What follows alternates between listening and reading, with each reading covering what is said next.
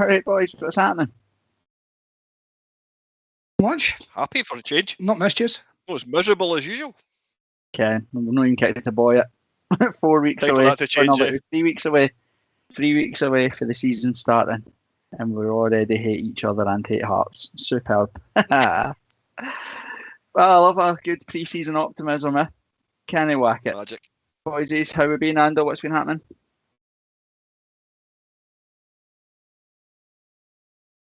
Probably is working out. Yeah, there we go. Audio's back on. Right, cool. Wouldn't it be this podcast if we didn't start off utter shite because I'm using this headset instead of my mic because I'm a lazy bastard. But I know I'm all good, mate. It's been weird for the last 6 weeks not having Hearts in my life, being busy with other things. It's if I'm honest, it's been refreshing.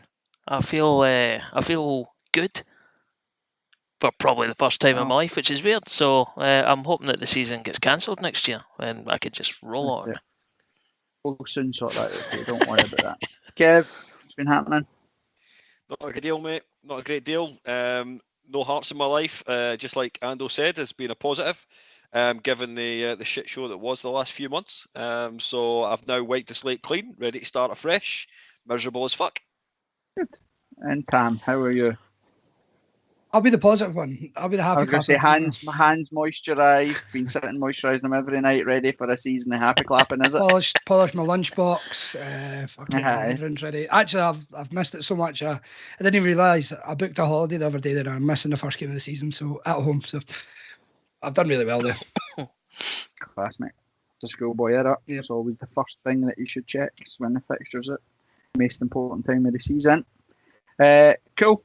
Right, well, we'll go through a bit of quiz first. Why not? Because it's funny. Then we'll just talk about a bit of the close season so far. Kev was at the game on Saturday versus Dunfermline. Talk about a bit about that. Talk about signings in and out. The in bit will be dead easy because there's none. We'll touch on the new kits. We'll look ahead to the new season as well. Good season ticket sales and stuff, and some welcome news, although not confirmed by the club yet, that it looks like we've cut the Old Firms allocation down to 650, which is 650 too many, but it's a good start, and we'll take it for there. Sound good, boys? Sure does. Ideal. As always, thanks to everybody getting involved on Twitter as well with your questions, and anybody in the live comments got a question and they want us to touch on our cover, let us know and we'll try to get through them as much as we can. Right, let's start with the positive stuff. Tam, let's do a wee quiz to get the juices going. I'm actually going to make it all use raging as well. Oh, good. So just to talk about transfers, because we've got nothing else to talk about. We'll talk about our busiest in a long time. So 2018 summer transfer window. 19 players coming in. So this is your usual Tam down. Yep. So this is your usual Tam down type style question. So 19 of them, name them essentially. Okay. Kev, kick us off because you look disgusted. You're not far wrong, mate, to be truthfully honest with you. 2018. Bjorn Jonsson. No, incorrect. Ando. Anders Druno. Incorrect also. It's the season after that, so it's Levine's first full charge, full season in charge. We went 5 games unbeaten at the start of the season. We started with a 4-1 away to Hamilton. It's that season. So Peter Haring, I'm sure we signed that window. Yeah. Correct. Scored 2 in his debut. Remember, really? Back to me, is it? He did. Yes. Is Lamal then? Also correct. Ando. Sean Clare. Yep, discussed them pre-pod, to be fair, actually. I did think that when I said it, but aye. My favourite Heart striker of recent years, Uche Ikpeazu. Correct. Kev? That season we signed Bozanic? It is. Yep. Ando. Wigton. Also correct. Oh, jammy. Is Bozanic's Australian friend. What the fuck is that boy's name? Well done, mate. I'll take that if you don't get it. There's no idea what the hell his name was. Did he not score like a free kick or something? Belter, right? The only decent thing he did was score a free kick. But I'll go Glenn Whelan because I can't remember that boy's name. He's not there. That must have been the season after. No. Did we not sign him in the January? Oh, I can't remember. Quite possibly. Maybe. Ben Garuccio. Oh, you son of a bitch! No. Damn it. There. Oh, fuck, beauty. Did we sign the guy who's actually older than me? Aaron Hughes. Was that summer? He was not. He was a Castro signing. Well, was he? Oh, shite. I know. Vanacek. I put an asterisk against the name because technically we did sign him and then he came in the January, but he signed a pre-contract in the summer. Yeah, so I did put that down, to be honest. Bollocks to your technicalities, Tam. It's the right answer. So, I'll give you a point. No, I'll give you a point. Thank you. Going down the technicality route or technical route as our current technical director. Was he signed in that window? He certainly was, yes. That's Corbett. Stephen 2 up on Kevin, 1 up on Ando. And that reference. So sorry. Me? No. Kev, sorry. No. Did we sign Ryan Edwards in that window? We did. Oh, I've got another one as well. Ando. Danny Amawanka. He was not. Was he not? Nah. No, he was a January window. Oh, fuck. I think he was actually the next season because he played in that game at Murrayfield against Celtic. Okay. Well, fair enough. He was the answer to come on when Naismith went off injured, wasn't he? Yep. Oh, the guy in my heats just went because he's so fucking shite. Who did you say there that triggered my memory? Danny Amawanka. No, what was the guy that you just got right, Kev? What was the last guy that you just said? Edwards. Ryan, Bobby Burns. Correct. Yeah. Hi, Bobby Burns, his mum. I hope you're having a great day. Oh yeah, you sat beside her at still raging it. She's probably still upset. Did we sign Jake AirPods Mulroney that day? Or that season? We absolutely did. Yep. God. Corbett didn't seem in a good mood anyway. You're just going to trigger him again, man. Like, come on.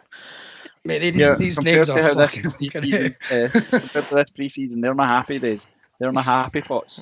Think back to when Mulroney was warming up in the AirPods. Is it my go? Yeah, it is. I think I'm wrong with this one, but I'm going to say Demi Mitchell because he came in on loan. He did. I've popped him down second loan in a row. I don't know if it counts or not, but he technically signed it. It's more than what we've done now. So, cool. Yep. All right. My season. Any more to go? There is just 4. Another loan signing. Another one. I doubt anyone will get, but he's on the list, so he's on the list. Dylan Baike, the guy that we signed for Stirling Albion or whoever the hell he was. He was also the year before. I did also look at that list. He must have been under Castle. Kev. So there's 3 names you would certainly all get. 1 loan player. Was that Mikey Smith's first season at Hearts? Or did he sign the season before? Before that as well. What was his name? He was near enough. He was more a happy clapper than you, Sam. Was he French? Clever Dicamona. See that somewhere? He was there. Actually, I said 4, but we've got 5. But yeah, he was there. Fuck's sake, Tom. Dicamona. I'm chapping now. Like, I would have ventured a guess and said Dicamona, but I'm struggling after this. I can't remember everybody that's been said either. No, I'm chapping. Come back to me. I'll have another think. Did he come across the border to join a bigger league? Correct. Shit, I thought we said him. And you've just triggered my memory. The most angriest signing of that window. But I'll save Go it. for it. Colin Doyle. Oh yes, Colin Doyle, Kev. Yep. Did we sign? I know he can't run because he's got shite knees. He's also 37. Fucking Stephen McLean in that window. We did. I've miscounted again, by the way. When I said 4, it was actually 6. But Stephen McLean, yes. So let me actually work it. I'm really good at this. Now we've got 4 left, technically 6. Right. No, technically we've only got two left. We've got two technically left. 15. Yeah. So hell. the one I don't think anyone will get. Don't And tell me. there's somebody that's kind of cult guy Oh, on loan. I know the cult on loan player, and it was only because our favourite friend got injured in that game that we signed him, Jimmy Dunn, It is. because we beat Celtic with Lafferty's volley. Mm-hmm. Right. Right. So the last guy, is he pure obscure? Like, Aye. I'll give you a position and nationality because even at that, he never played for Hearts, but we did sign him. He's American and a goalkeeper. Oh, I know. Well, you can have it, Go for Kev. it. I've got It's no the idea. boy. It's the boy Silva. it It was. is. Yeah. Right. There we go. Kev actually came in at the back post and won there last minute. New season, new start. Yes. I disagree completely. How many? If it had been did on I the get, right, like, if it had been on the actual numbers that Tam told us first time round, Corbett, you would have won by about 6. didn't even know the right No. number. The tallies mark Jordan go up to Quarry. 19, so it must be. But you were on 7, Corbett, Kev on 8, and on 4. That's pathetic. Absolutely pathetic. To be fair, you probably blocked out the majority of those signings. Yeah, but I'd have any one of them back right now because at least it would be a signing. Tam, what season was that? That was the 2018 summer, so 2018, 2019. Right. Oh well, right. Beat Hamilton for one opening game of the season. Then we beat Celtic 1-0. Then we beat Kilmarnock 1-0. I think then we won another game and then we came undone after the semi-final. We Celtic won it. Right. Was that not an international break as well? Which is our favourite. This was our favourite. Exactly. Right. One of our favourite pitfalls of following ups. Cool. Right, before we dive into anything, any chatter on Twitter or YouTube that you want to dive into before we start talking about our managerial situation at the start of this pre-season? Just one. Uh, sorry, Tim, on you go. No, you go for it. If you're good YouTube, I was going to go Twitter, but go for it. Well, on YouTube, Hibs are shite. Obviously, came steaming in with a fantastic contribution at the start of the chat window opening up, but he's just put Corbett, lemon, sorbet. Don't get it. I'm going to ask you what that means. No idea. I'm into it. All right. Clearly says sorbet like sorbet. That must be it. Oh, okay, fair enough. Potentially. Fair enough. Now, everyone else is just chatting through the answers to the quiz. But Craig2702 just came in with a question. Are you getting worried with the lack of communication from the club in recent months? They'll probably want to cover a bit later on, but duly noted. Well, it ties into probably where we'll start unless there's anything on Twitter, Tam. It's all going to be off very similar things. I'll jump in when we're talking about it. But Sam's calling out Ando. We always like a call out on this podcast. So he's saying, how does Baldy feel after publicly attacking me over my claim that Frankie McAvoy would be the next head coach? To be fair, he said he has done you there.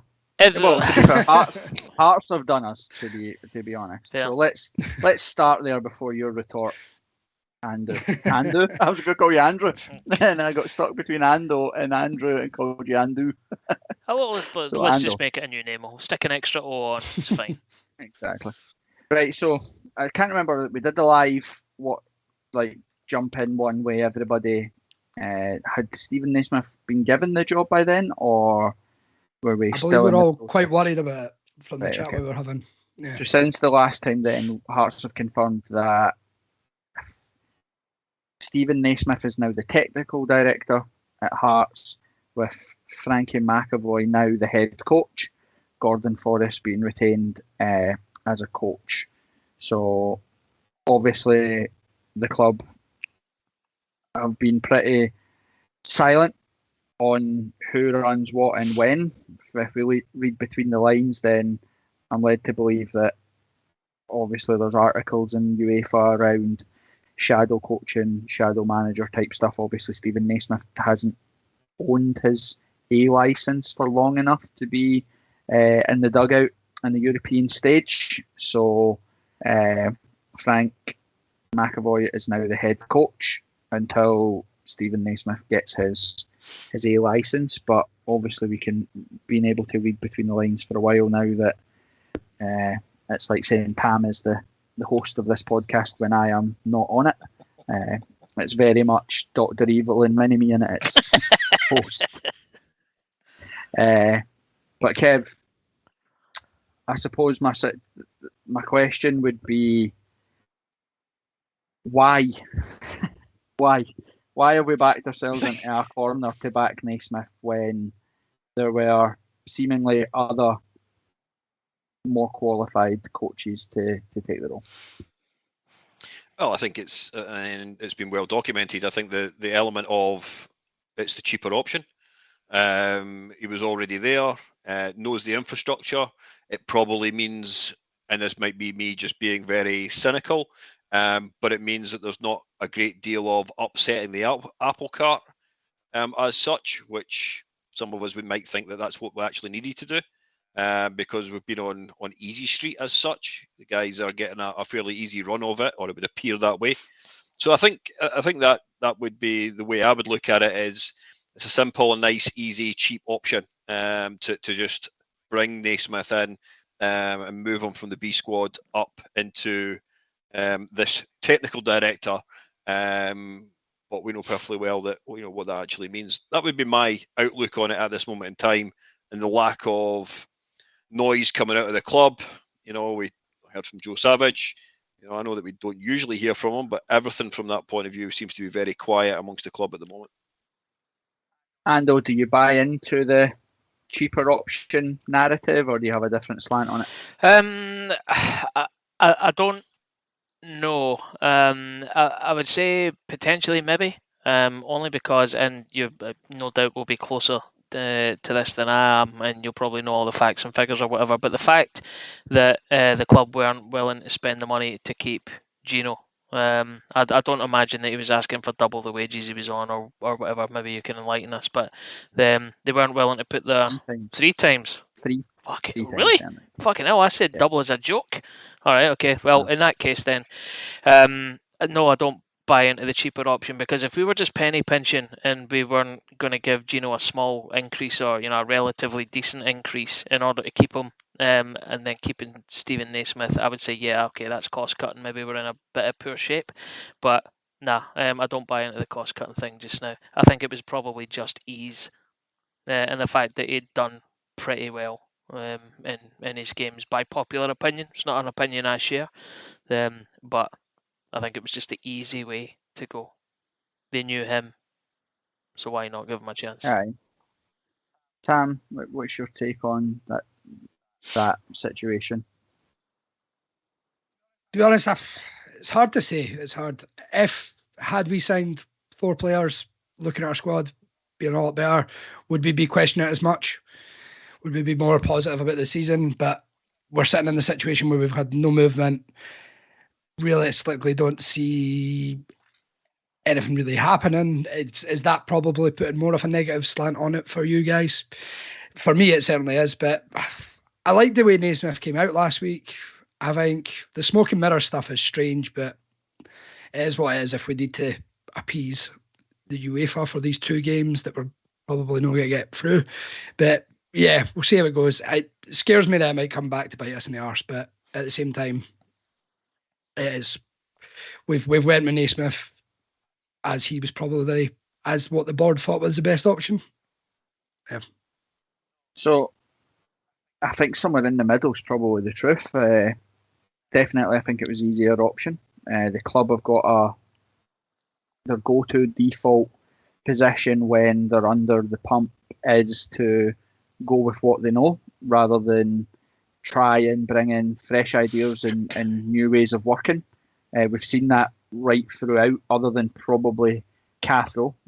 But again, you have to look past the sort of smoke and mirrors of that appointment to, Craig Levein was very heavily involved with Ian Cathro.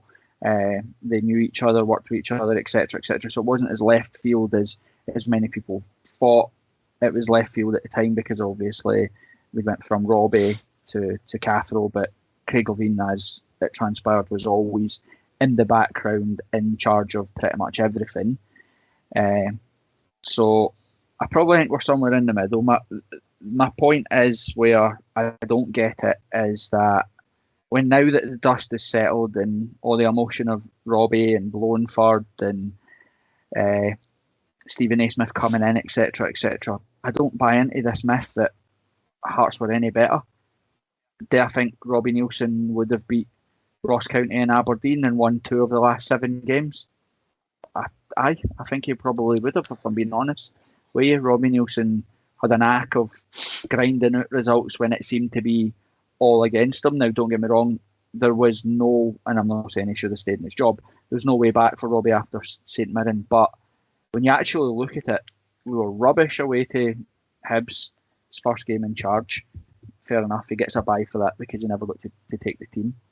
Next to game week is a home game at home against a team that finished second bottom of the league and needed 3 goals in the last 18 minutes to stay in the division. Yes, we played attacking football. Yes, we scored lots of goals. But they had a 17-year-old centre-back who had the absolute worst game of his life, got an absolute roasting.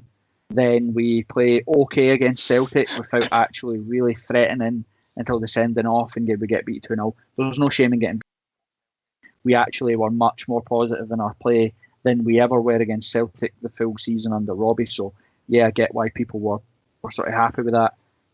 Dreadful against St Mirren. We got a dodgy penalty to get a draw. We were rubbish for 45 minutes against Aberdeen and managed to get it over the line in the second half.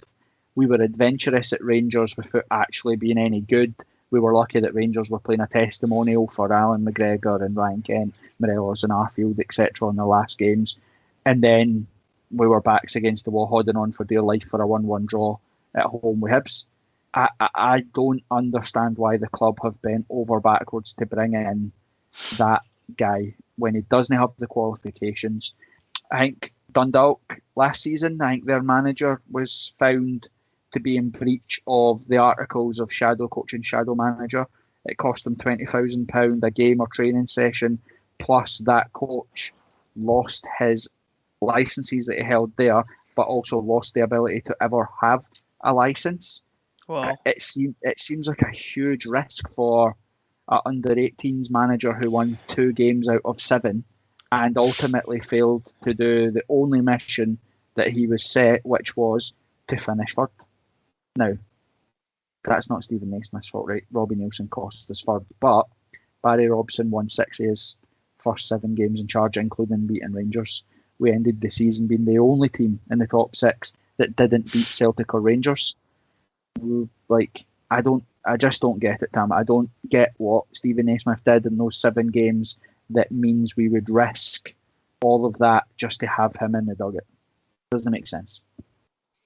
I agree. Yeah, I suppose any sort of form of more attacking football would have been better than what we were seeing under Neilson. So the fact that we were on the front foot consistently under Naismith by the end was a joy to watch. But as you say, it comes down to results, and it's hard to put in perspective.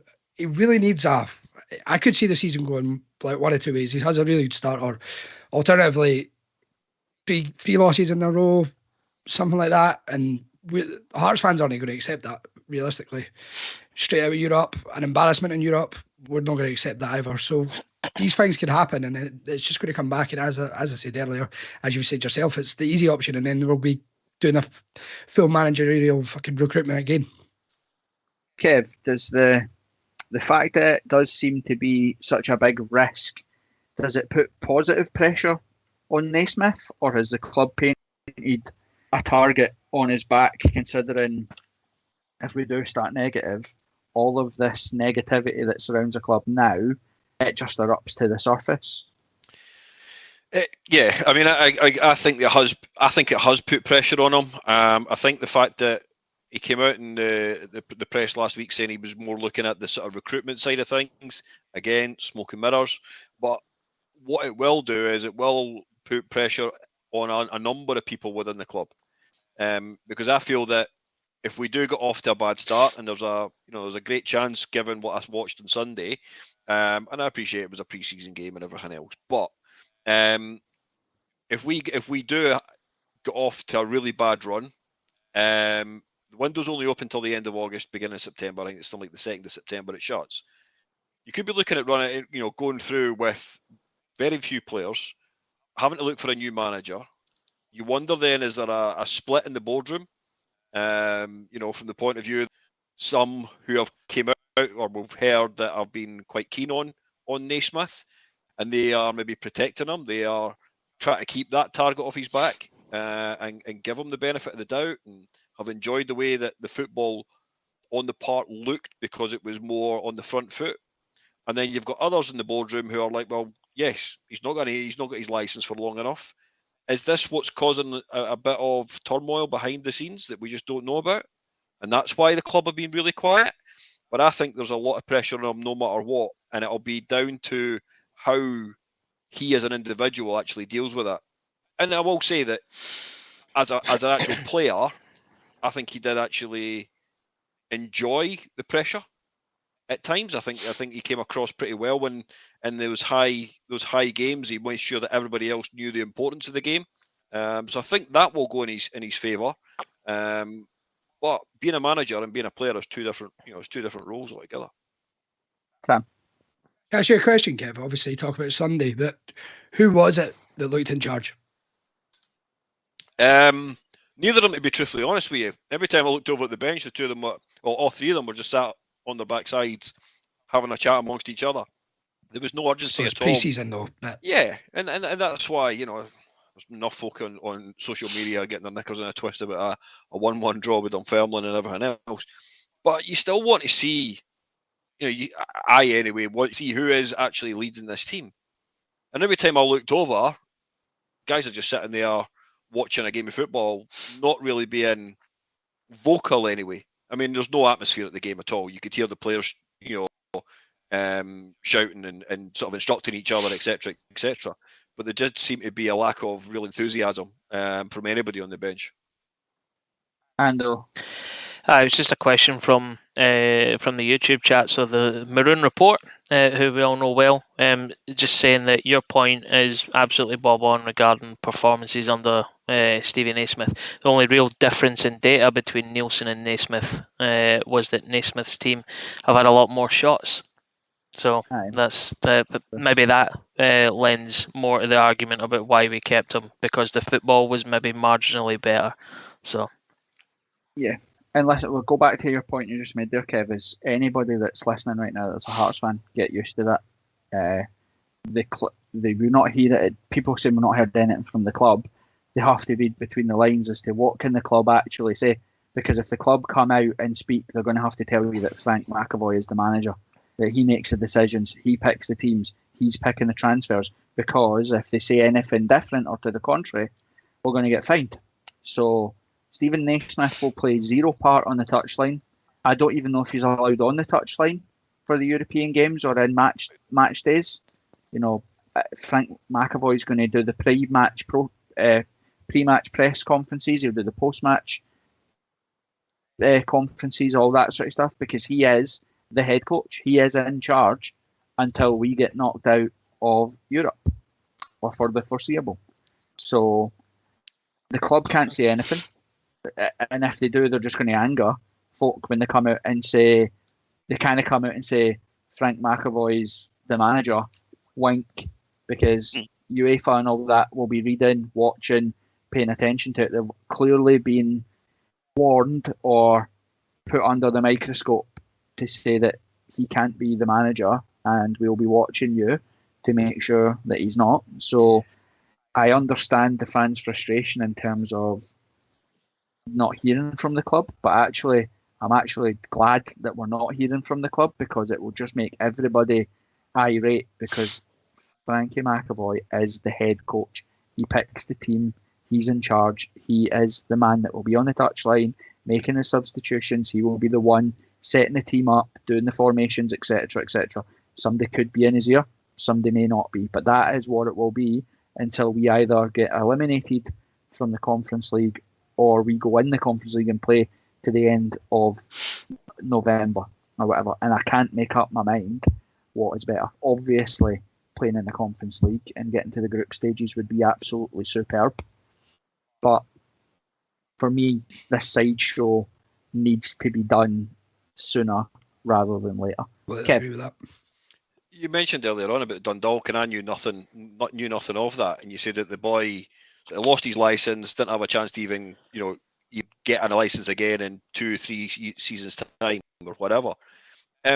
Was that a different situation from the boy that was in France then? They were getting charged as well. I can't remember what team it was. I want to say something like Lille or something like that. I don't know. Because they were getting Going fined, back weren't to they? French legal law things. I know, but we're back all to experts on that. His one is the league rules match UEFA, so it's pro license. But Scotland, you don't need the pro license to thing. So Right, it's just UEFA. I can't remember his name. Something, the ginger boy anyway, whatever his name was. Sounded like he was actually for like Preston or something like that, but I can't remember what his name was. But the takeaway for everybody is that everybody's clamouring to hear. You've heard from the club. Frank McAvoy's gave interviews to tell you that he's in charge. Stephen Naismith is now giving interviews to say that Frank McAvoy's in charge. That's your whack until we either get out or get through the group stages or whatever it is. So I think McKinley even came out, didn't he, to explain it? Yeah, you just got to accept it. Aye, and suck it up, which again goes back to my question at the very, very start. Why is it even worth it? Why is it even worth it? Hearts are notoriously bad finishers to a season. We're rubbish in the top six. I told you that last season. Said that the season before when we were third. We are rubbish in the top six. If you expect Hearts to go into the top six and pick up points against Celtic and Rangers, a Derby plus whoever else is in the top six, be it Aberdeen, a Motherwell or whoever, we do not win those matches. So Hearts need to start the season flying. We painted a massive, massive, massive target on Naismith's back for everybody. The press are going to rip us, laugh at us. Rival fans are going to laugh at us, etc. They're laughing at us now because we seem an absolute shambles. We lose to St Johnstone on the first game of the season. The pressure that's there is ramped up 100 notches for the home game against Kilmarnock because we don't play Celtic or Rangers or an Edinburgh Derby until October. We will have played 9 games in the league before we play Hibs, Celtic and Rangers. So you better believe that Hearts fans going into the new season's expectations will be that we are as close to top of the league as possible, having 8 games not playing against Celtic or Rangers. Any drop points, again, Andel, I just don't understand why take that risk. I don't see how this pays off. It's not until you've outlined it in such clear terms like that how much of a risk it actually is. I hadn't even really stepped back to consider it from that angle. But now that you've said that out loud, it feels like, fuck me, man. Like 1, 2, 3 games of the season, we don't get a good result. Or if we don't get absolutely blown away results against those first 3 teams, that's a couple of games away from an implosion, if I'm being perfectly honest about it. That it'll just go fucking sideways and then down the tubes so fast. Content will be massive though, eh? Well, I don't know if I can have another season of content, Kev, to be honest. And again, He's already deleted Twitter like 14 times this season, so this is what. And I hate sitting here being like this because you'll have all felt it yourself, and you all know it. Hearts need momentum going into a season. Whenever we have momentum behind us, we do well in a season. So whenever we do decent business in pre-season, get a couple of decent performances or results in pre-season, we bump into the league form and kind of kick on. So far, we've lost against Plymouth, played pretty rubbish from what I've seen. Drew 1-1 with Dunfermline, played pretty rubbish from what I've seen in terms of converting chances again. Yes, we created, but you can't then ignore the fact that Dunfermline had 3 or 4 clear-cut chances with horrendous defending. Add into that the muddy waters around who's in charge, who's not in charge. Add into that the fact that we, as we record this now, the 11th of July, we haven't signed a single player. Barry Anderson tweeting today to say that there is no signings imminent. I'm hoping the use of the word imminent means as in today or tomorrow. But he also says I'll pick up with it when I come back from my holiday in a couple of weeks. So I'm hoping that the use of that doesn't mean that there's nothing planned this week either. I just think there's something has to change before we kick off in anger, or we're going to be bang up against it. So that's where we're at. Managerial situation. The only other thing I wanted to touch base on is that we talk about the going for familiar faces and back the merry-go-round. We've ended up back with a Levine dud coach now, in charge of the under-18s or the B team or whatever it is, and Liam Fox. Like, the club is just immune to getting rid of somebody. Like, why has he made his way back? He's failed at Dundee United. He failed with Levine, and now he's back. Is he going to be the next manager when Stephen A. Smith loses his job, or Frank McAvoy gets his job, and then we'll bring fucking Levine back in as sporting director? Is that where we're heading? Be careful what you wish for, man. Never really thought about it that way, but our signing policy, our recruitment policy usually is from within, so it's shocking. Aye, it doesn't make any sense. Right, well, that's all the cheery positive stuff out the way. So what are we on to next then? Do you want my positive spin on it is, see if Stephen A. Smith was in charge and there wasn't the muddy water and he could be on the touchline and he didn't have to pretend he wasn't the manager and could be there. And I actually think Stephen A. Smith will play good football. I actually think he'll go out and attack, and I think he looks like the type of player, manager that will inspire players round about him. He's played at a high level. So if it works, I think it's got the potential to be amazing, but it's not, as it stands right now, we're not giving him any chance for it to work, is how it looks from the outside. He needs players, he needs his own players in, he needs free rein, he needs to be able to make decisions without having to sound them through Frank McAvoy, etc., etc. That's as positive as it can be. That's all I've got in it. That's all I've got. That's all I've got in it. Anything on Twitter or YouTube? Heart of Midlothian 4K in the YouTube keeps asking the same question. I've told him to pipe down because we'll get to it eventually. But talking about signing rumours, and it seems apt because we've been talking about the lack of them and all that stuff. Jamie McGrath, question mark, has been asked about 10 times. So your thoughts on that?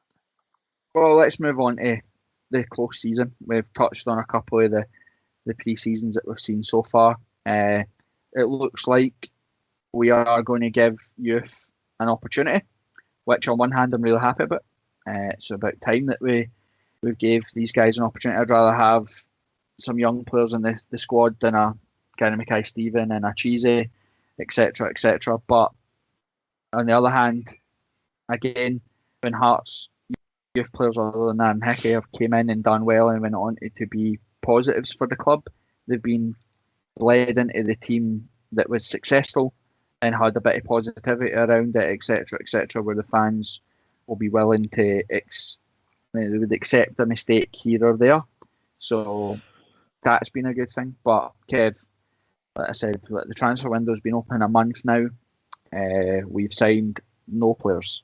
Are you concerned, alarmed? Am I a bedwetter? Head over back to .net. What's your feelings? I am concerned. If you look and you can go by what you said, that last few games of the season, I think we had a bit more of a backbone about us. I think we had more structure about the team. Gino was playing well with pace. Shankland worked well with him after a prolonged period of the two of them playing together. Of course, there was a couple of additions in there. Collectively, though, I think my biggest concern is the fact that as a club, we now are going to go back to where we were a couple of seasons ago with no pace. Because there's no pace in that team whatsoever. We've got other than Oda and Barry Mackay, but I don't think Barry Mackay's got a great deal of pace about him, if I'm being truthfully honest. In comparison, yes, I will give you that Oda's got pace and he can run with the ball at his feet. But the problem there is, if you've got Oda making his way to the byline, he's having to get to the byline and wait on everybody else to turn up and support him. And that's my concern, is the fact that we've never had pace, for a long, long time. Then we had Gino come in, and Gino fit, showed pace. I would caveat by saying that you can get away with lack of pace, as in physical pace, by pace of play. So if you play with intensity, you play on the front foot, you play first time passes, then your pace of play can catch players and teams out. For example, Celtic under Ange Postecoglou, Cal McGregor's not fast. He's not got pace, but he plays in a really fast. Aaron Moy, you're not fast, no. But they play the game fast. They play passes fast. They move the ball into spaces and make teams have to cover. So you are right in terms of, are we going to be winning 100-meter sprints? No, we're not. But as long as there's aggression and pace in the play, then I'm not too worried so far about lack of pace. It should be more about the monotonous style of football. I agree with you. But how many players in that team do you see making a first-time pass? Ball come to them, it's 3 touches to get it under control sometimes. That doesn't really come down to the players, though, does it? That's more the way they're set up. Well, yeah, it's confidence in the players round about them. It's confidence in themselves. It's confidence in the setup. It's confidence in what they're doing. But again, that's why we'll go to Jamie McGrath. I think that's why the club are looking there for him. I think he can play in that position. It's why I think we've seen a bit of George Grant in pre-season. We're either putting him in the shop window to get rid, or we're looking to give him the opportunity, because Benny and Devlin can't play. They both do the same role. Devlin isn't going to be a creative midfielder type. He doesn't use the ball well enough. He wins it back brilliantly, sideways passes and giving it to someone that can do something with the ball. He's very good. Peter Haring is probably still our best forward passing midfielder, and that tells you everything you need to know about that area of the park, given that we signed him as a centre half and where he's played for the club. So I think that's why we're looking at Jamie McGrath. Again, it's hard to I neither get too excited or too down on any players that we sign, because it's like walking into TK Maxx and being upset there isn't any Armani suits. You're shopping in the bargain basement things. You have to lower your expectations as to where it is. Right, we're not going to bring and sign fucking unbelievably good football players. It's not what happens. There's going to have to be a punt, a bit like Oda, or signings like Barry Mackay, where you hope he can fulfil his potential and can become an unbelievable player. And the third side of that coin is your Alex Cochrane routes.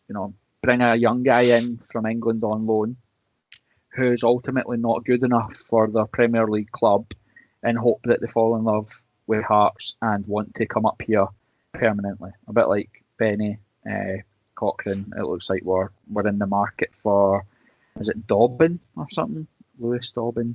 And Braithwaite, I think, has been mentioned a couple of times, but he always seems to do the rounds. And Jimmy Hill again for coming back up the road for Bournemouth.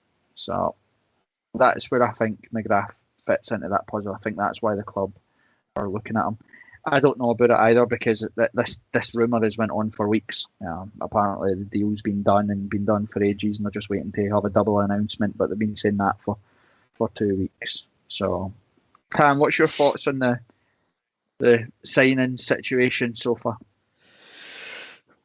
I just hope Joe Savage has been true to his word. When obviously you've spoke to him before, he says he doesn't like any rumours getting out there or anything like that. So I hope there's a lot of things going on in the background. Obviously, it'd be nice to hear a bit about them, give you a bit more confidence. But realistically, though, what do you think?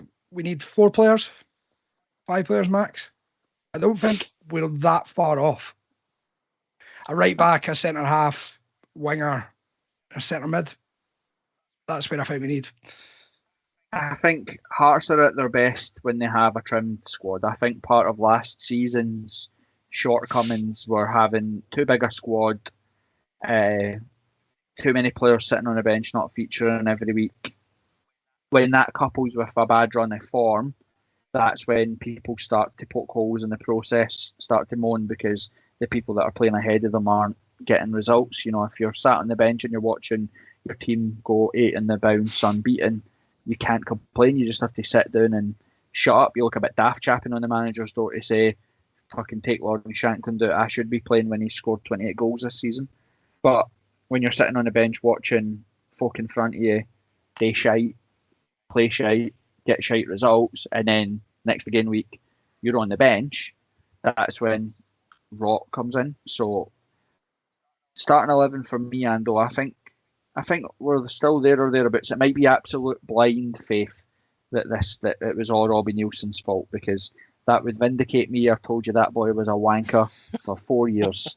But the truth might be that actually we're just shite and we need to do something about it. But I think starting 11, we're there or thereabouts. We need cover at a couple of key positions, or we're going to end up with a situation like last season where we're going to be square pegs, round holes if we start getting injuries. Yeah, I agree. I think you're right. It's only going to take a couple of individuals to sort out what we need. And to be honest, I kind of agree with Tam's assessment on the positions of what we actually need. I think if you get 4 good players in those 4 positions, fine. This doesn't even have to be a conversation going forward. I think we'll be all right. If you look at the team and what we have just now, it's better than the majority of everyone else in the league, let's be honest. Like, you could turn up on a Saturday and fucking wipe the floor with most of them if the attitude's right. The difficulty for me is that the lack of transfer activity, and I take Tam's point about Joe Savage wanting to keep everything tightly under wraps, and I hope that proves to be the case, and that over the next 3 or 4 weeks, or when Barry Anderson gets back from his holiday, more importantly, that a fair few signings are announced, because ultimately we need to improve, right? You need to constantly add to the squad to make things better. Just now, if I look at where we were at the end of the season versus where we are now, we're not as good because of a couple of losses. I know you've got the argument of Boyce is back, Benny's back, and all that sort of stuff. That's fine, but I don't qualify. I don't count that as an improvement, as in a step forward. I think we need to take a couple of step forwards just to keep pace with the competition that we're up against. So it's a simple formula for me: 2 or 3 good players, and I mean good players, not just punts, not just fucking filler, squad filler. 2 or 3 good players, and then I think we'll be absolutely set and pray. Tam, people say this all the time, and I must say I didn't really get it in terms of, like, name me a football club in Britain that's vocal about their transfers. Like, Hearts fans have this constant whine where they go, "Oh, we should be hearing something for the club." Hearing what? What do you want them to say? "Oh, we fucking sent an email to Bournemouth and they turned their offer down."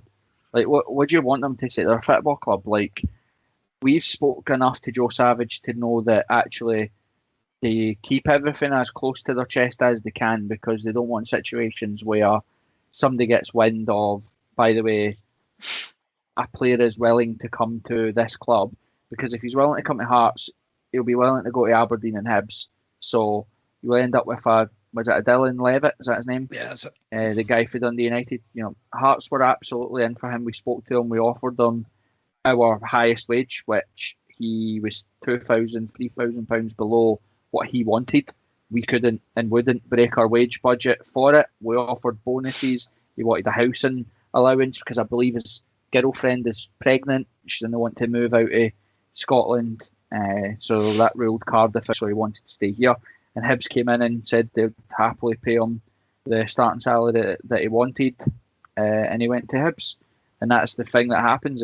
And I'm not saying, I don't know if we were first aware of him and it was us that made first contact, but when you're shopping in the bargain buckets like we do, $4,000 a week versus $4,500 a week, you're going to go to $4,500 a week. As much as we all say, "Oh, come to Hearts because we're big on it," the football players could not give a shit. They do not care.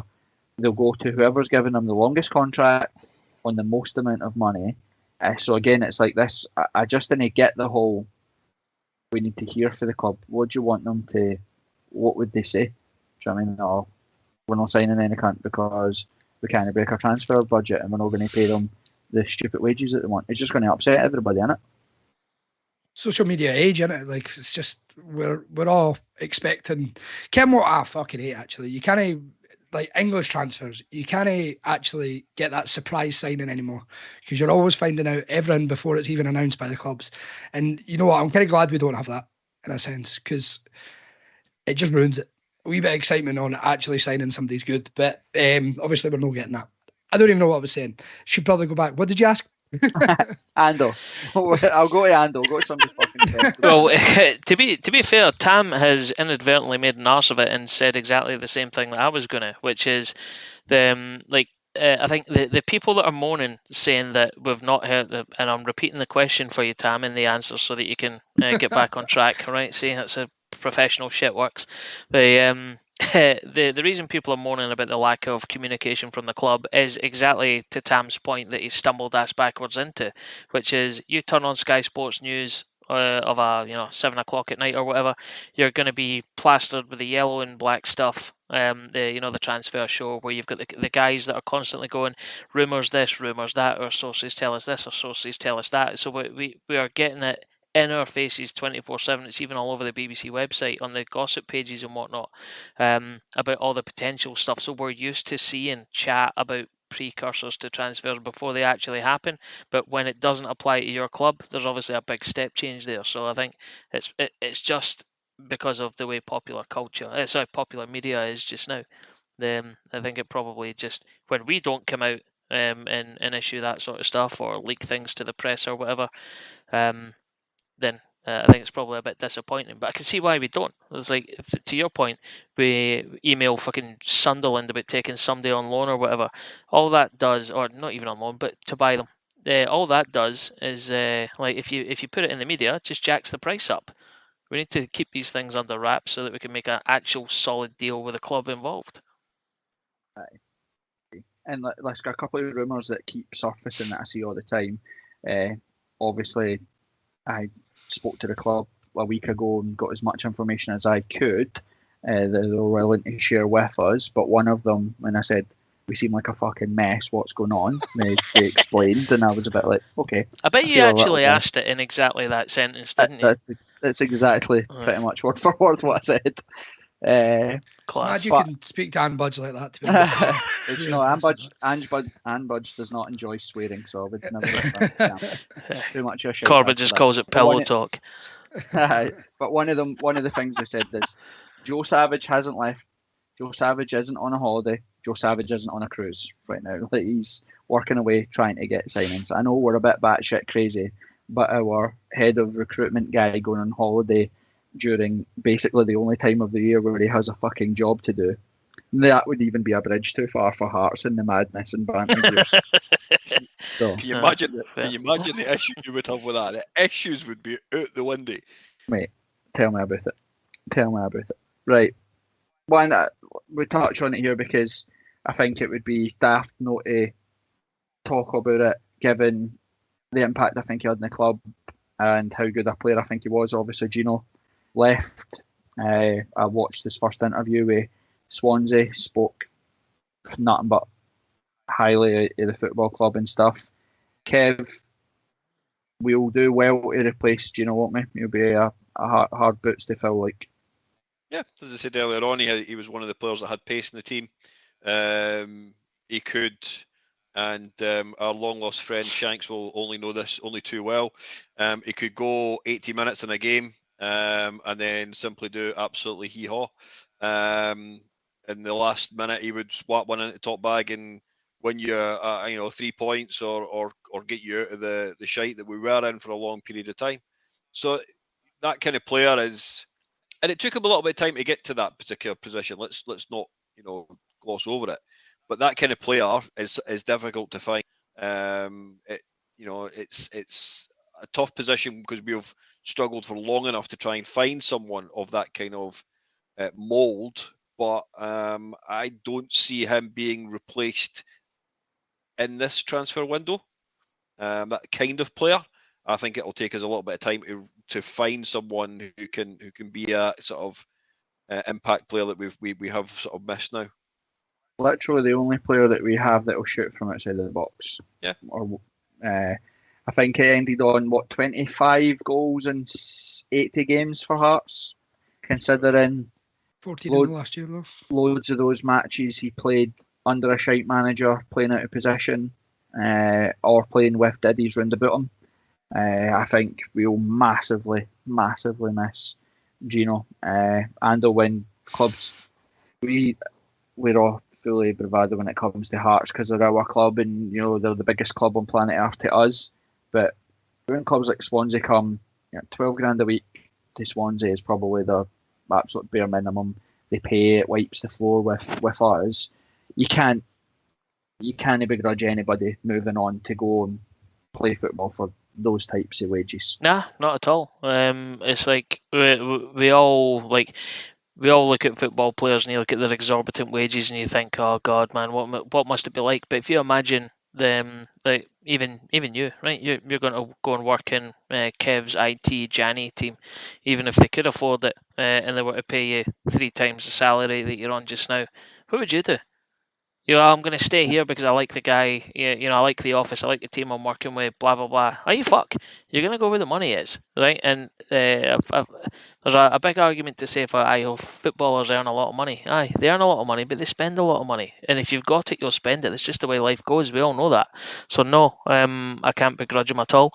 I think he goes with my blessing. I would have loved him to stay, but. I think you're right in saying, I'm just checking there, 21 goals in 89 matches, or 89 starts. 89 competitive appearances. So that's good shit no matter how you slice it. So it is going to be a hard boots to fill. And Tam, just to go back to one of the things that I think we've touched on, and I've seen a lot of folk discuss it, I've seen it on Kickback a few times and that as well, about the whole wage structure thing. And it's easy for us to say, oh, just break the wage structure for a player, but it's no. It's not one player, is it? it? Think of the knock-on effects of that. We all work in jobs, right? Imagine I walked into your place of work and said, all right, mate, I'm the new guy. I'm on twice the amount of money that you're on for doing the exact same job. Football players, whether you like it or no, the first thing they'll do is go to the manager or their agent and say, fuck's happening? Why am I not getting the same wages as that guy? Do you know what I mean? And that's how it works, whether you like it or no. And I look to things like, look at this situation. Someone highlighted it earlier, which was a good point actually. I think it might have been Duncan in the group chat. It said about the whole Suter thing. Joe Savage was very public, and so was Robbie Nielsen at the end of last season, saying that we were willing to break our wage structure to keep John Suter. We offered them a lot of money, and then that's probably the first time we've heard that for the club. And it just so happened to coincide with a season where we had a player revolt, where players down tools were angry with the management team. The club captains had to go to the board to say things have got out of hand. We need to do something about it.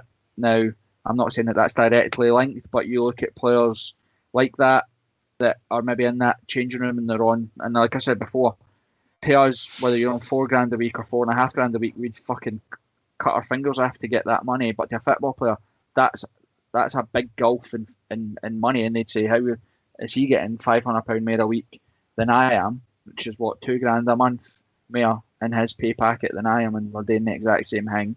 Then you add in the big time side of stuff. You've got Snodgrass and that's probably laughing at folks saying, oh, that you still make £20 notes and all that because he's made his money in the English Premier League when he's down in tools, and the players round about him are directly affected because they can go for $4 a week to $6 a week if we win and they score. Their bonuses that take them to the next level. It's not as simple as just saying, "I'll break the wage structure and bring it in." It has such a ripple effect across the whole club. Yeah, exactly. And to be honest with you, like you look at it, you wouldn't say anyone deserves any. Like our highest earner should be Shanklin or Gordon. You would think 2 captains, 2 our best players. They've proven it. Well, Shanklin less or so, but they've proven it over the last season anyway, and Gordon from previously. So you can't hate somebody just coming in afresh and just going $6,000 a week, $2,000 more than or whatever. And it's that's what you're saying about bargain bucket. We're trying to get these signings within our means, and if that is looking out with that, and then as you say with Gianelli, we put our best offer on the table. It's a strange one. I did see can't remember his name now. Sorry. Brian Dixon, sorry, asking, obviously there's the rumours that Savage was going about at the foundation events saying that Ginelli had already signed. Do you reckon that was, he thought they'd put the best offer, he'd kind of agreed to it, and then obviously Swansea and other clubs down south have got wind and came in with a bigger one? Well, that would be pretty much exactly what it'd be. Until you sign a contract with someone, we're talking, Gino's went on to 12 minimum a week at Swansea, right? So nothing Hearts ever offered would have been anywhere near that. We could have potentially offered things like buy his family a home up here, bonusy type stuff like that, where you can bring them up here. But as soon as someone comes up and says, here's if buts and maybes, and we'll buy you a house, versus, well, here's 12 grand a week plus we'll buy you a house, plus you're only an hour along the road for your family, so it's fine. And also take those stuffs with a pinch of salt as well. Those things grow arm and legs, unless Brian Dixon was face to face with Joe Savage and Joe Savage told him personally. People have told me that Joe Savage is on a cruise right this very second. So I think it just highlights people's anger right this very second. Right, we've said that a million times before. When everything's rosy and performances in the park are what we want them to be, and results match, nobody gives a fuck what anybody's up to. Robbie Nielsen could have went to Portugal and came in with 2 ponytails. I wouldn't care less as long as we were third. But when we play shite and we aren't where we want to be, everything, the colour of shoes they wear, the way they fucking stand on the touchline, how they react to goals, everything's under the microscope. So I think that's probably just the frustration of the fan base right now, where these things come from. A good point from Fraser on the YouTube as well, is it is frustrating to see a player that was as effective as Gino walking for free though. Yeah, absolutely. Especially when we were told we wouldn't see it again. We had the same chatter after Suter. We went to watch our talent walk out the door for nothing. I don't blame Gino for that. The club have to be proactive about it, but it opens a can of worms. What do we do with Shankland? Yep.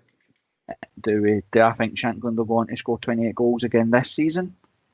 I don't think he will, if I'm being brutally honest with you.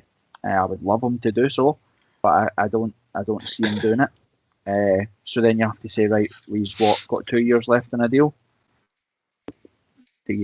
When's the right time to sell him? Do you know what I mean? Or are we going to happily watch him walk out the door for nothing because it cuts our nose off to spite our face? It's part of the problem when you're in the budget where we are right now. So yeah, I agree with the sentiment from Fraser. Don't like to see anybody leave for free, but if we'd sold Gino in the summer, if we sell Shankland this summer, I mean, although what you would say though, that nobody could have seen that turnaround of Gino for last season. He was pretty much gone, wasn't he? Well, for me, he was. Aye, and then someone played him in his right position and gave him the opportunity to play games. Do you know what I mean? These things make a difference. It's mental how much of a difference it can make. Kev, what were you going to say? I'm just going to say exactly that. I mean, would we have been able to sell Gino at this time last year for any real profit? He hadn't had the greatest of seasons. I know he did a couple of injuries and that did have, of course, an impact on his season itself. And the fact that he's actually played most games this season than any other season that he's played for us, and off the back of that, such a goal haul, that's probably what is frustrating people more than that element of letting him go for nothing. If he went last season for a couple hundred grand, you would go, well, that's just what he was expecting. That's where we were. So I think it was just it's one of those ones, as you said earlier on. That's just football. We would have. So I don't think we would have been able to put him out and get any profit for him this time last year. And it's just the way things go. Just one of these ones you take on the chin. We get anything YouTube or Twitter before we jump on to talking about? We'll talk about the new kits and then we'll finish it off with. Have we touched on the Old Firm allocation and season tickets? We'll end on that. So what I would like to touch on. Oh, sorry. We're just talking about profits and stuff, but Why have we not You're going to discussed the steal my profit Keel? fucking thunder. Are you going to steal it? Correct. Fuck off, Darren. Corbett, you want to go and get a pint or something with these two? Have a wee fight? They have a domestic. Aye. Right, what is it? Kev, is your favourite player? You want to bring it up? Go on. I just want to give Joe Savage, if it was him, a big kudos for getting rid of Keogh for what seems to be profit. I think that's incredible. It is just unreal. I was down at the Plaza last week with a bag of cans. Forey never turned up. Thanks very much, mate. It was the best bit of business we've done in a long time. Yes, I would agree. We released the pink kit, which we'll come on to in a second, and I was absolutely livid and furious. And then I seen that Keogh got sold, and I was back to being my usual happy-go-lucky, fun-loving self. It was a great day. Now, I'll caveat that by saying that, yes, he never played loads and loads of games. Could he have benefited from a pre-season and then playing with decent players around him and around the team? Maybe. Was I willing to take that chance? No. As you all know, I'm an absolute football geek. It's what I do.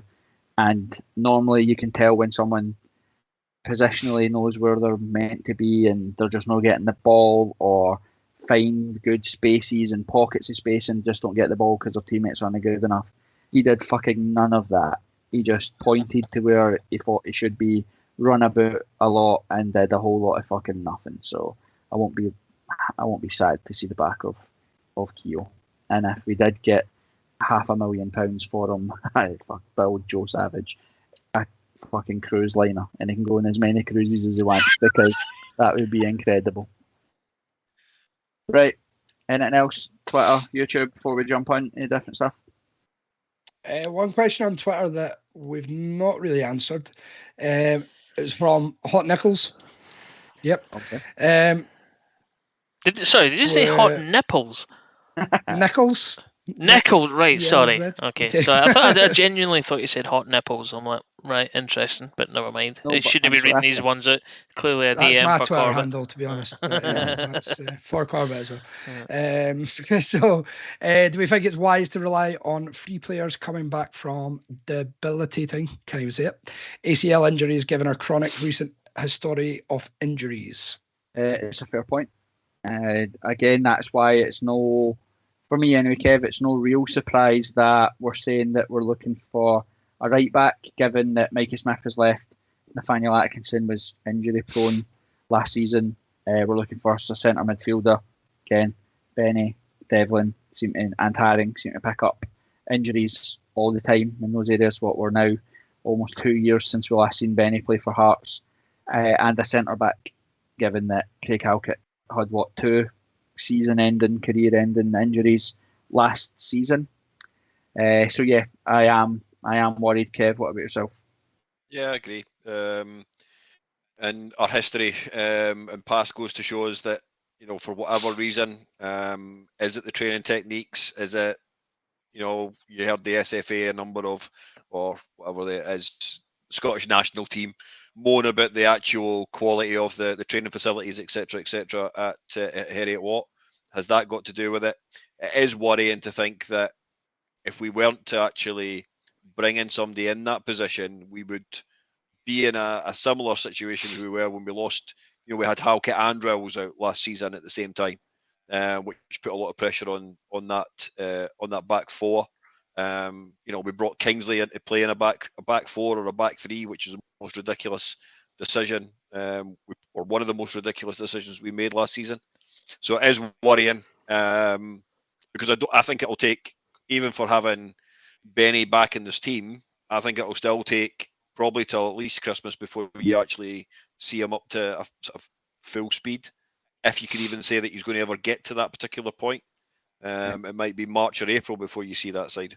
I like that you deliberately tried to wind me up by saying that we played a back four, when all of last season's problems under Robbie was that he continued to play a back fucking three, when we didn't have players like, for example, Stephen Kingsley playing left centre half, who's fallen off the face of a fucking cliff in terms of performance. But Ando, there's no doubt that those 3 players, as Kev just alluded to, fully fit and firing, they take us up a level. They're they're great players. But again, it's how consistently can we get those 3 players on the park? Aye, they totally agree. Yes, they're brilliant players and deserving of a place in the team. I think the bit that does worry me is, listen, anyone that's been through a serious injuries like these guys all have, right? I don't buy into this. Oh well, you go through the training, you go through the rehabilitation, and you come back stronger. You don't. You always come back weaker. We've seen it in previous players as well. So, do I think we have a lot of injury concerns in the squad? If I'm honest, yes, I think we do. I think last season was just it shows you what happens when there's a perfect storm against you, which is you lose all these players on or around the same time, and you lose them for a massive amount of time. Then that ultimately affects your ability to play. Then obviously balls are hairy, no crystal. I'm not going to say that we're going to have a season full of injuries, but we always do. We're Hearts. Every team has a season beset with injuries. So I just hope that it's not as bad as it could be or it has been last season. But yeah, players are critical. Absolutely delighted to have them back, but aye, with a question mark over every single one of them in terms of how long until it happens again. This podcast is sponsored by Manscaped. Your balls should not be hairy. They should be as bald as your head. So make sure that you're plugging Manscaped every opportunity that we have. Stand corrected. You're right. You said something there. A perfect storm against you is what football is. And again, Hearts don't do. We're in for a penny, in for a pound when it's Hearts. We don't do things in half measures. So my alarm bells are already ringing for the season, Kev, that Xander Clark got injured in the warm-up on Saturday before he's even played. I'm thinking, oh, here we go already. Like a position where we can't pick up injuries and our keeper is injured in the warm-up. Have we heard anything from Hearts or anything about the injury? So it was cautionary. It was apparently. Yeah, just a cautionary aspect of taking him out and giving the laddie Stone 90 minutes. But again, the old rumour mill was running, in overtime, saying that he'd actually left Dunfermline in East End Park on Sunday on crutches. And what I will say, and just to move on to Sunday's game, I thought the young lad Stone actually played pretty well. His positioning was good. He was asked more questions than we asked of their keeper.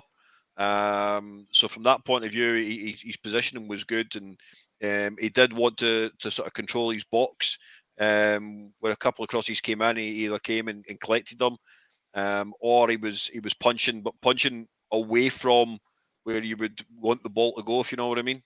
Take it away to a non impactful position on the park. So he looked okay. That's all I can say, because it was a pre-season game. But yeah, the club just said it was precautionary, taking him off, and we'll probably wrap him in cotton wool. Some people could argue and ask the question: does he really need to be fit to be in goals? It's not like he's going to be running, marathons or anything like that. But it is definitely a worrying aspect.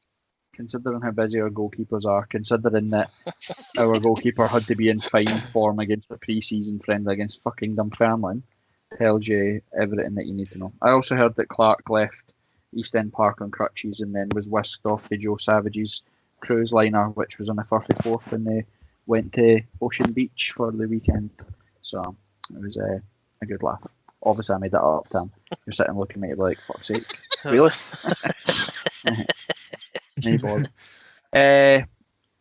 Aye, it's a fair point about the 3 guys coming back. I'll be buzzing to see them back. I think Hearts' stats without Craig Halkett are absolutely shocking.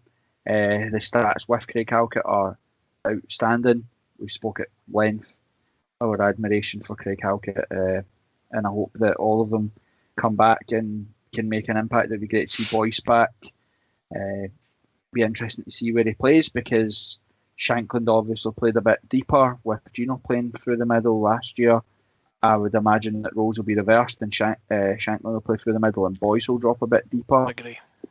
Again, I think we need someone else to play in that position. I think we need a proper 10, if that's what the role's going to be. Cool. Right, if there's nothing else on Twitter or YouTube that we want to talk about, let's dive into the last topic before we finish it, which is the new season kits. So the home kit, let's start there.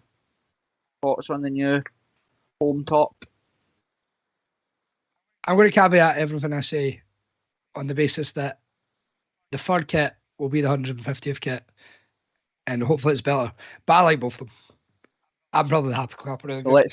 Let's signpost at the start to say that the third kit will be the 150th anniversary kit.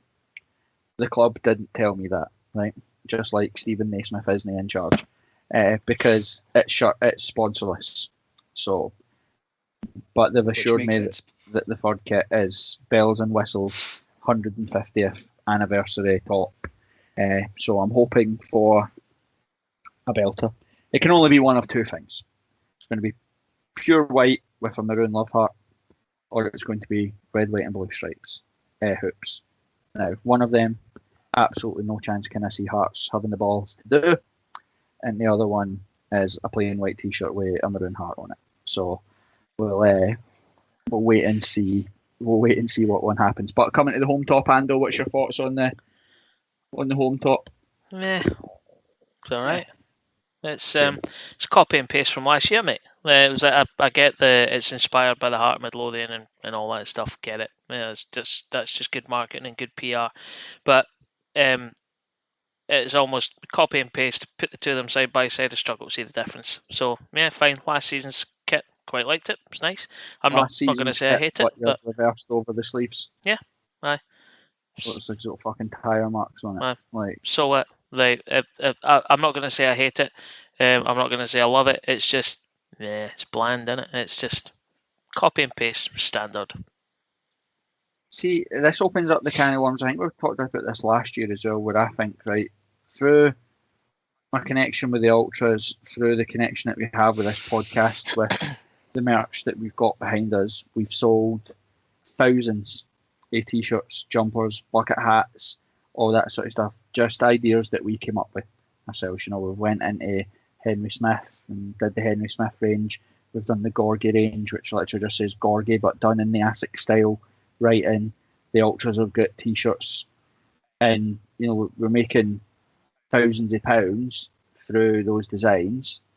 Why did the club no get a fan forum together, get a couple of fan groups or whatever, and say, here are some samples of tops. What one do you think is right? Because I feel like we're sitting on a potential absolute gold mine. Now, don't get me wrong, I think that the home kit is selling ridiculously well. But again, it's how much more could we sell if it was an actual belter, rather than it just focal buy anything because it's got a Hearts badge on it and it's the kit. Do you know what I mean? I think we had an opportunity to do it. Have you already bought it? Well, no, I'm just putting my hands up, guilty as charged, because I think in the time that we've been doing this podcast, is there a Hearts shirt I haven't bought? Don't think so. Given that I can see your candle in the background, I think it alludes to where the next top we'll talk about in a minute. But fuck, man, you've caught me out of my subliminal messaging. That's annoying. But again, like Kev, I just think I seem to like you can buy that T-shirt, and I hate doing this, right? But you can literally buy that Umbro training top for £3 on like Sports Direct or whatever, M&M Direct or whatever. Stick a Hearts badge on it, and you've got your kit. Surely we can invest a wee bit more and do a bit better than what we've got. Yeah, I agree. And there's another element that I don't like about either of the shirts, and that's the Hearts badge. I like the traditional badge with that sort of element of the little yellow, black, all that sort of colouring in it. It's the cartoony. It's a cartoony version. Correct. I know what you mean. Yeah. I just feel it's a little bit. We've taken our foot off the gas and just whatever you'll come up with, and we'll just be happy with it. That's how it appears. To me personally, I think it's possibly the worst strips we've had since the days of Hummel and Area and these kind of companies. Tam, fuck off. It is as simple as that. I'm not. I mean, the way I look at and I said this in the group chat, the way I look at a shirt is, if I was 25 years younger, would I go out and buy it? No, I wouldn't go out and buy either of these tops. It's as simple as that. And I can't wait to see Tam in his pink shirt. Well, it goes back to a bigger problem, Kev, is that I was in a Hearts Club shop last week. There's t-shirts in there that say Hearts of Midlothian on them, Oh God! which is a fucking travesty. How's that? Because that's what we say before the game and at half time for the compare boy.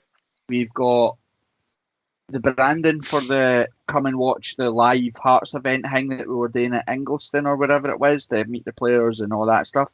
The branding for that was Hearts FC. The official website sells Hearts FC merch.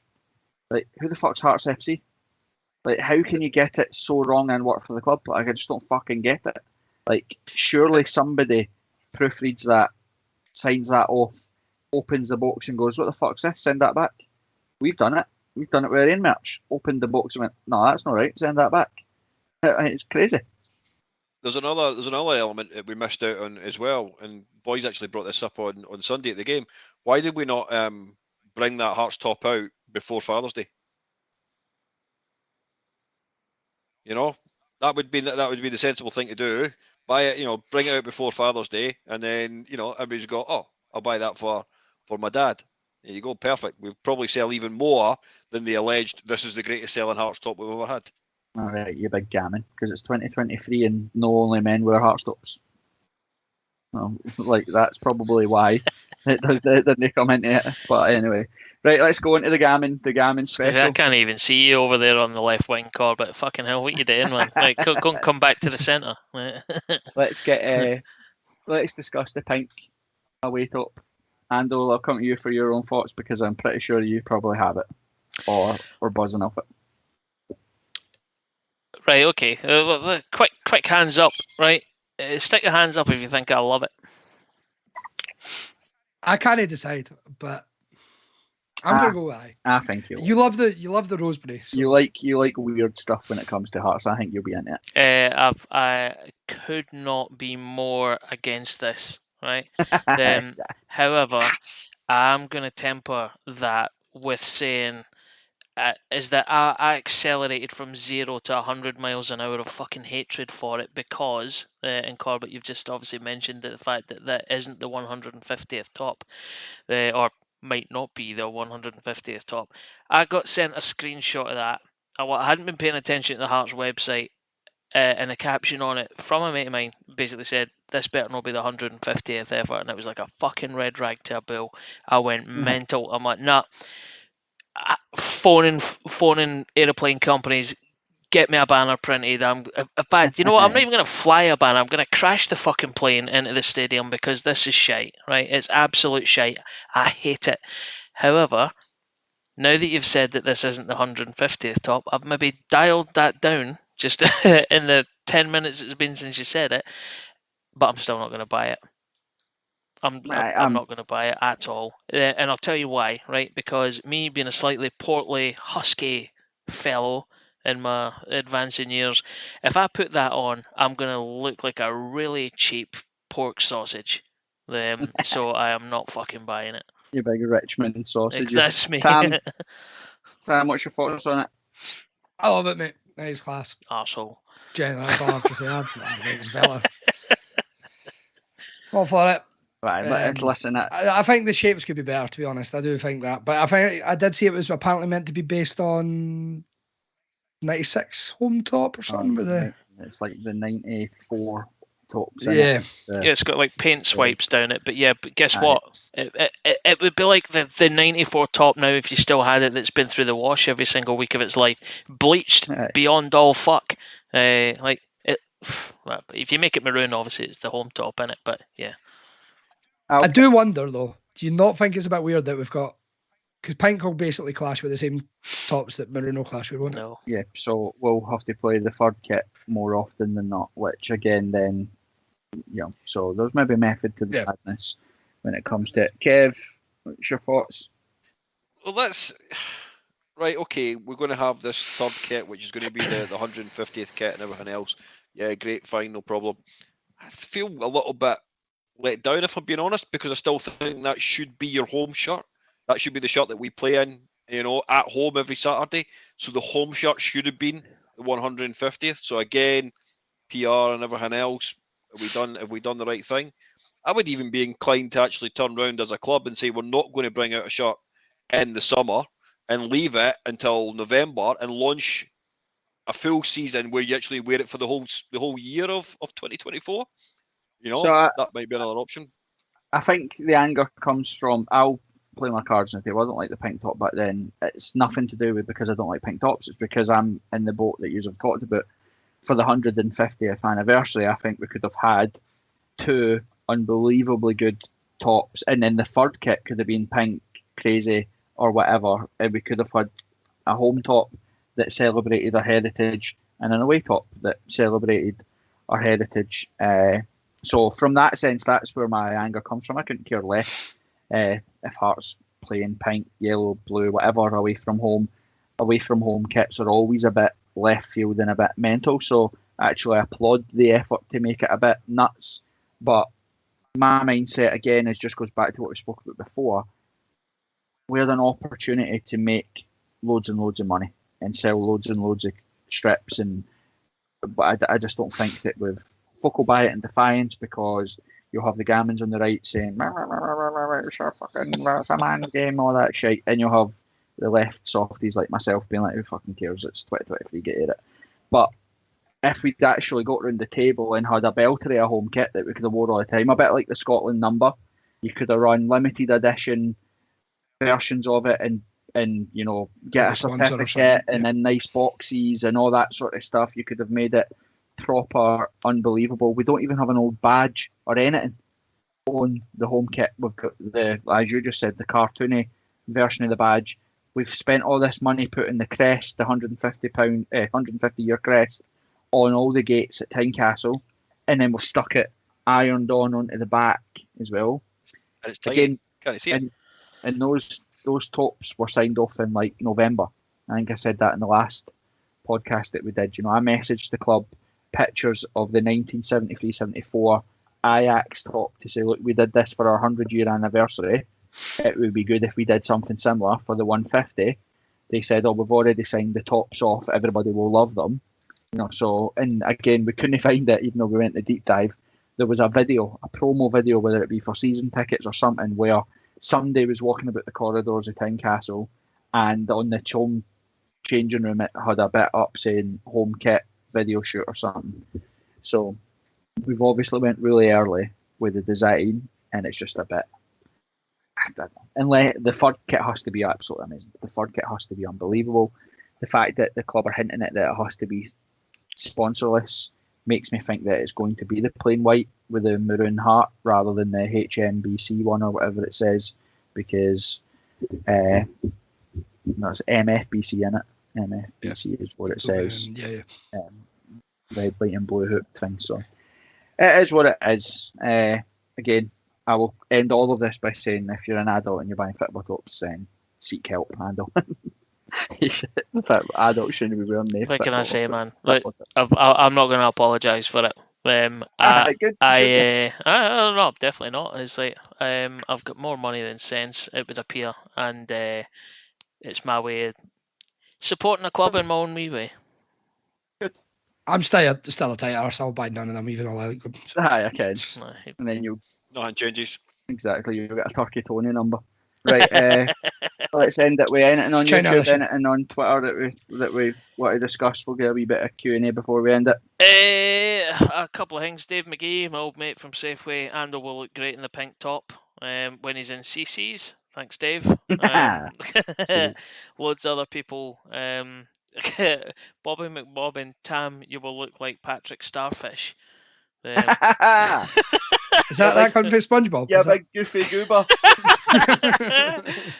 Quite like Fraser Adair. He's going to wear the new pink top to go and see the new Barbie movie. Perfect attire. There's loads of stuff in here about the top and whatnot. But if I'm honest, I've been too involved in the chat. I've not been paying attention. But not really. Yeah, nothing else on YouTube in terms of questions. Everyone's just chatting amongst themselves. But good content as always, especially that Tam comment. Quite enjoyed that. Right, Tam, anything for Twitter that we want to round it off with? Covered it all. I suppose there was a comment regarding Dave McGee did speak about Rangers and Celtic allocation. Do you want to leave that for next week since club haven't confirmed yet? Aye, let's wait for the club to confirm. Obviously, we've had a look just now. They've not said anything official as a club, but obviously it's been widely reported in the press that they have. And I'll end it, as I started it, by saying it's 650 too many, but it's a good start. The club should ban Celtic from Tynecastle entirely. They shouldn't give them any tickets for their behaviour. I think when they won the title, they ripped the fence down, didn't they, to get in, all that sort of stuff. We shouldn't have let them anywhere near Tynecastle, and it should be lifetime bans to any Hearts fan found supplying any Old Firm fan with a season ticket, hospitality ticket, or whatever. And actually, it goes on to something I've spoke about before and something I raise with the club all the time. Hearts have to address the fact that there are away fans in 3 of the 4 stands at Tynecastle. I've never known anything like it. They're in the Roseburn, they're in the Gorgie, they're in the main stand. The Wheatfield is the only Hearts only stand at Tynecastle. That's fucking nuts. That needs addressed and fixed. Pronto. Next year would have an actual riots on your hands if they're in the Gorgie with the fucking ultras as well. I don't want to walking by the ultras. I mean, how difficult is it? I mean, if I was a Celtic fan or a Rangers fan, all I need to do is go into Hearts e-ticketing, set up an account, and then just buy a ticket for a game. It doesn't matter. And that's it. You've got a buy-in history from the club. Anyone can do it. It's fucking shite. But then how do you police it? But again, one for another day. That's where we're at. We'll address that once the club confirm whether it's happened or not. Yeah. We'll talk about the fact that we're over 15,000 season tickets sold again.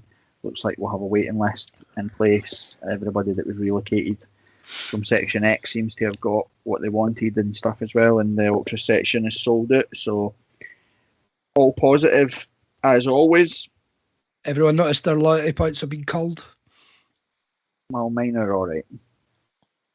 Never bought a ticket in your life, but mine are alright. Don't worry about me, mate. I'll not miss a game. Tam, elaborate. Why? What do you mean? Is it just because the 2-year rolling? The 2 yearly thing where they take off any tickets that you bought outside the last 2 years. But that happens every year. Worst thing about that. Yeah. Aye, but the worst thing about it is for a lot of folk is 2 years ago it was of course COVID, and that's taken a massive impact for some folk. Oh yeah, fucking bastard! I've just looked at mine as well. Holy shit! I was expecting it to be there or thereabouts.